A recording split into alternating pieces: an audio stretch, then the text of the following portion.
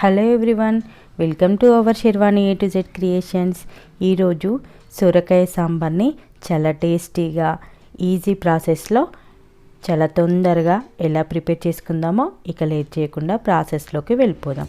ముందుగా నేను ఇక్కడ ఒక బౌల్లోకి పెద్ద నిమ్మకాయ అంత సైజు చింతపండుని తీసుకున్నాను.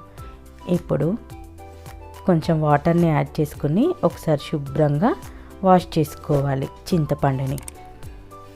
ఇప్పుడు మళ్ళీ ఒక గ్లాస్ వాటర్ని యాడ్ చేసుకొని 10 నిమిషాల పాటు చింతపండుని నానబెట్టుకోవాలి.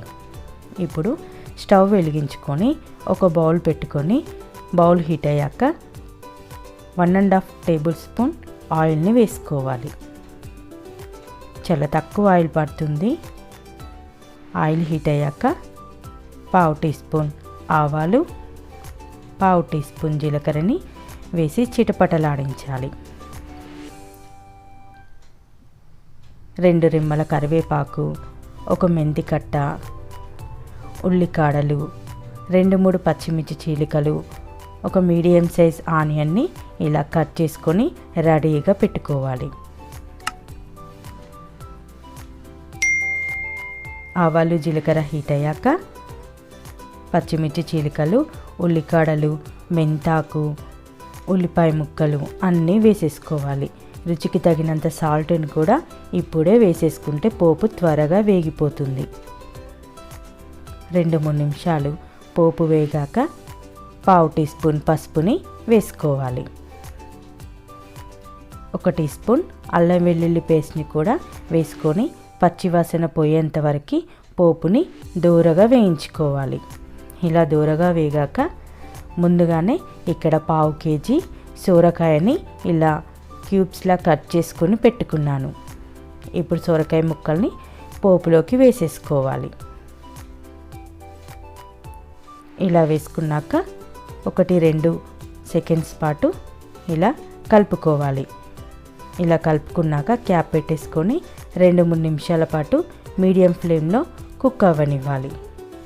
2-3 నిమిషాల తర్వాత క్యాప్ తీసేసుకొని మళ్ళీ ఒకసారి ఇలా సొరకాయ ముక్కల్ని కలుపుకున్నాక ఒక మీడియం సైజు టమాటాని ఇలా ముక్కలుగా కట్ చేసుకొని పెట్టుకున్నాను.